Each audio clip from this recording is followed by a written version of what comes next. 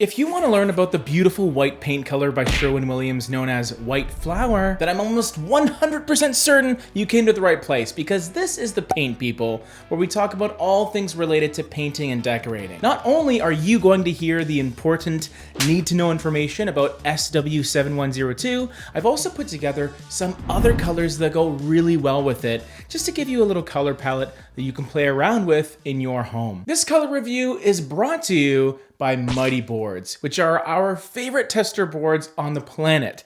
Reason being, they're large, flexible, dare I say mighty, and they are tester boards that you can paint to create massive samples for your painting project. I've walked on job sites with my clients showing me their kaleidoscope of different whites all over their walls, all these little samples they did. And when you see 20 different whites brushed onto someone's hallway, it's kind of an off-putting thing, to be honest. Keep the paint off the walls and put them on large and mighty boards instead, because your walls will thank you. And also, you'll have the freedom to move that sample around that same room or different parts of your home as well, because maybe you might want to use that paint color somewhere else. Mighty Boards are available in many North American paint stores, and if your local shop doesn't have them yet, what are they even doing? No disrespect. I'll leave some Mighty Boards information down below in the description if you want to grab some for yourself or just learn more. Now, white paint colors are surprisingly difficult to work with. And really, it's hard to decide on one for a lot of people when there are so many options out there. You think it would be easy because it's just white, but most of the time, you either get into some classic analysis paralysis and overthink the whole thing, or maybe you make a simple decision only to realize that the white you picked is actually more of an off-white. And it's an off-white that maybe looks a bit off in your space. White Flour to me is an off-white rather than a pure white. And if you're a subscriber of this channel, you already know my stance on white paint colors. I'm actually not totally convinced that there is an actual white that exists, because they're all just variations of off-white, whether they're maybe a little warmer or a little more blue, a little kind of gray leaning, or just straight up creamy. Creamy. White Flour nudges itself towards the warm side of things ever so slightly. I wouldn't call it a beige color or all that creamy, to be honest. So creamy beige. Because some warm white paint colors can have a tendency to contain a yellow undertone, but White Flour almost doesn't have that at all. It's more of a warm, maybe slightly red, mixed with, I guess, a beige. Even though I said I wouldn't call it a beige. But the neat thing about not relying on a heavy-handed yellow undertone is you won't really have the problem of this color going a bit greeny in certain lightings, because that can happen when you have a yellow undertone mixed with some gray. Not the case here. Off-whites like this often pair pretty nicely with other warm neutrals in those beige and tan and grayish categories, which, spoiler alert, you might see some of those later on in this video. Let's get into the LRV, or the light reflectance value, because figuring this information out is super crucial when analyzing any paint color, especially when you're talking about white paint. The LRV has everything to do with how light a color appears in person. And the higher the number is, or the closer it is to 100, the brighter and therefore the whiter it should look. White Flour scores an 87 out of 100, which sounds pretty light, but it's not necessarily like top tier in the brightness category, which I guess is true, but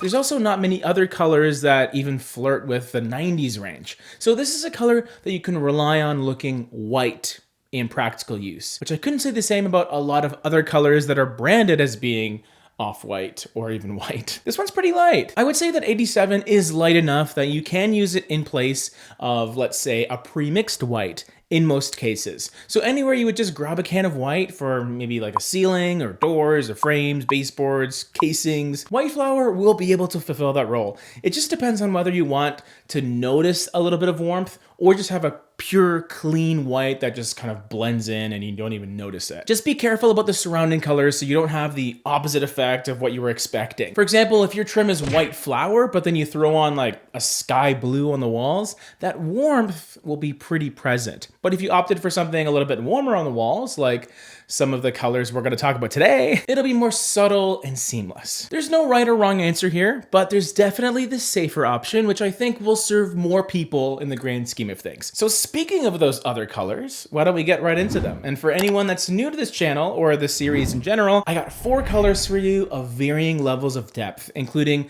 another white color, because I always got to give you a white paint color, a light one, a mid-tone, and a dark color. So that kind of gives you the full spectrum of a color palette that hopefully can resonate with you and maybe your partner or whoever you live with. Hopefully you all like these colors. Let's start with the white paint color. And this one was tough for me because white flour on its own is obviously a great choice as a white. So what I decided to do was I picked an alternative white that you can use instead of white flour. Arcade white is extremely similar as a paint color, but has perhaps a touch less warmth.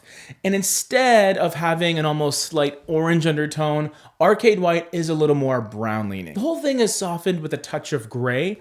It's still warm though, all things considered, but just slightly less saturated and maybe a kiss darker as well. So if you were to test out white flour with one of our good old mighty boards and you realized it's nearly perfect, but maybe you just wanted to tone down that warmth just a touch, well, then arcade white is the clear go-to light color in my opinion. Next, we have the light color, which is in the 60s LRV range, which is the lightness scale we talked about. And that's kind of deep for a light color, but not quite a mid-tone yet either, so I think it qualifies. It's called Symmetry. I find this color as a symmetrical balance of gray and beige, meaning it's grayish. Woohoo! Honestly though, it's a pretty perfect wall color pairing for anyone that appreciates neutrals as a whole.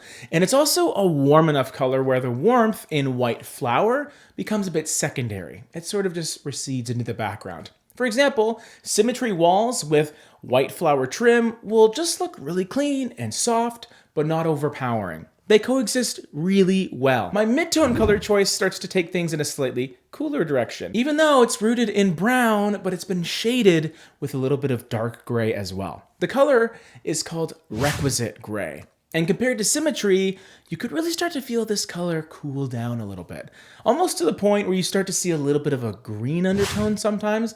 That can potentially come through, especially with direct sunlight. This color can also cool down quite a bit in the darker areas of your home.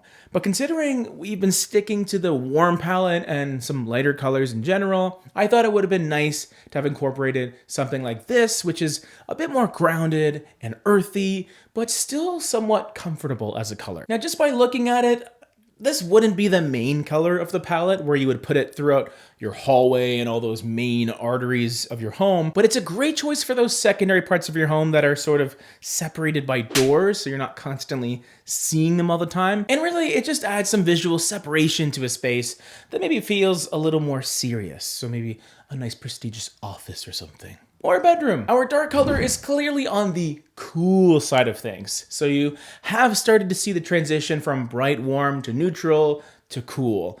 And this color is called Mountain Pass. I am a little biased because I love these deep, slightly smoky teal colors that have risen in popularity in the last couple years. But I think it's still a staple. It's a color that I have no problem using in entire rooms, especially bedrooms, or even a dining room or something. I mean, why not even try it in your living room, especially if you have a good amount of lighting to support it. It's just rich and it can become an accent or a showpiece color without feeling overly vibrant and, dare I say, obnoxious, which is kind of easy to do. I also gotta give it to this color for being similarly sleek and sophisticated while giving you lots of saturation and color. Trust me, you'll see me in this video too, whether you like it or not.